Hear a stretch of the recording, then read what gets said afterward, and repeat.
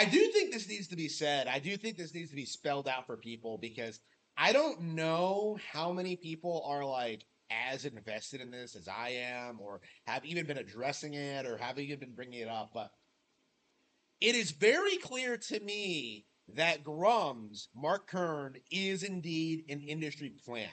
You know, someone who's been sent in to infiltrate the anti-woke community to like have them talking about stupid shit that no one cares about instead of talking about actual video games. I've felt this way for a long time and I've been very vocal about this, but I do need to like just be talking about this constantly because this is, I think, the big like major thing in gaming right now is just seeing the industry try and use people like Mark Kern, like Grummz, to push like insane nonsense onto the general community. Like traditionally, like the aspect I've been focusing on the most is like the whole like they're taking away our sexy ladies in games. Like, you know, I've always thought that was ridiculous. I've always spoken out about that.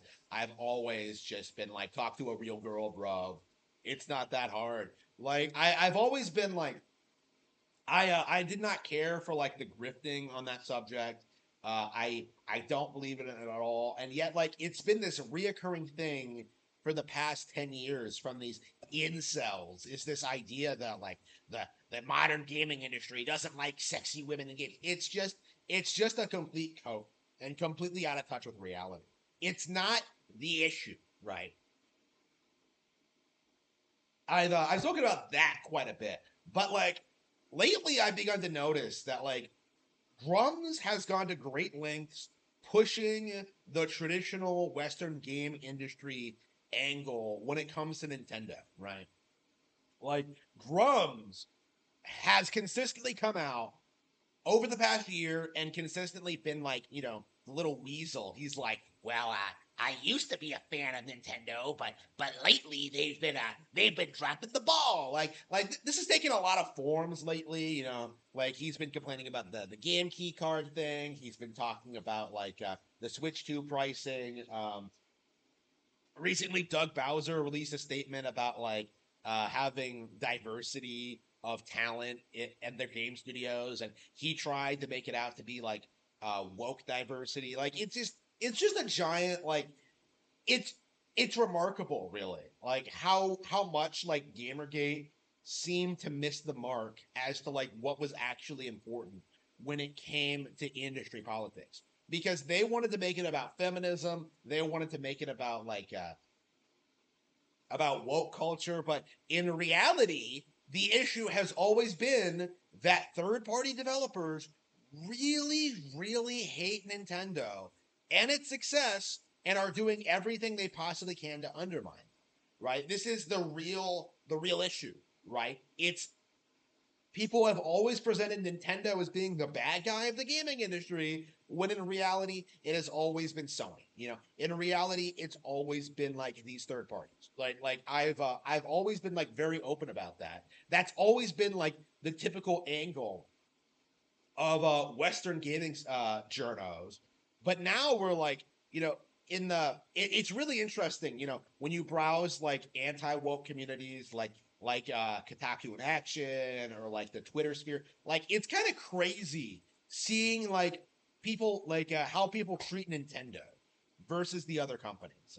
It is just kind of insane, you know. But um the opposite of that, you know, the issue that I have with Grummz, right? Like, this isn't really about the Nintendo thing. Like, my thing about Grummz is that he's gonna sit here like and tell us that like Nintendo is falling off, the major third-party developers are falling off. Who's gonna save us? Like, who's gonna save us from the gaming crash? Well, let's just hype up Death Stranding 2 and Expedition 33.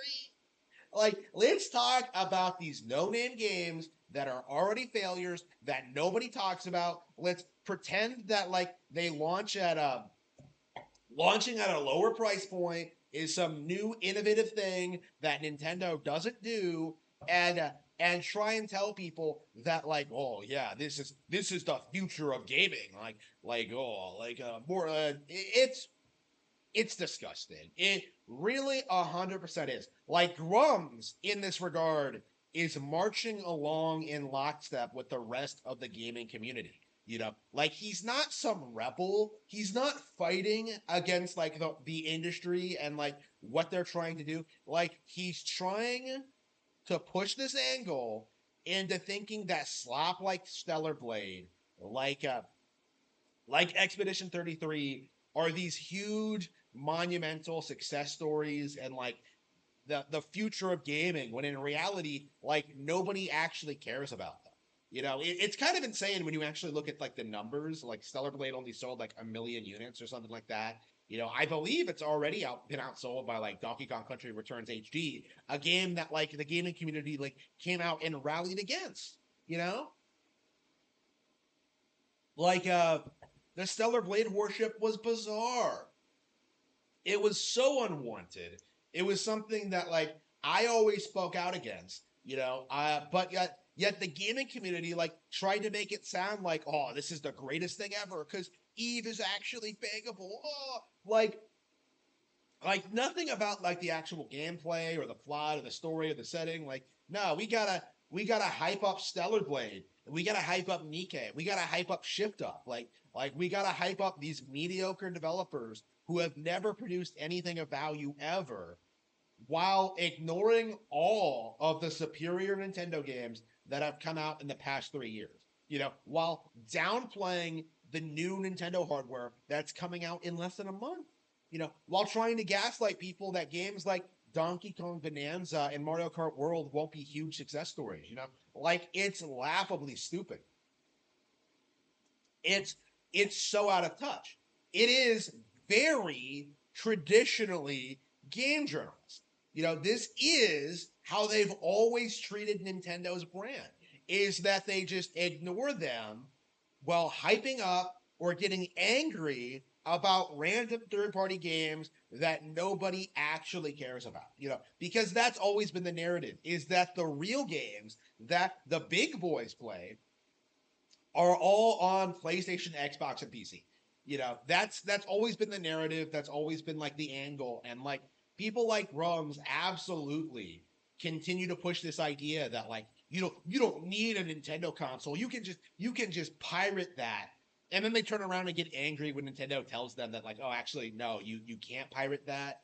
We are going to brick your console if you do that. Like it's amazing, seeing this play out time and time again. But it really does need to be emphasized more, just how scummy Grummz actually is.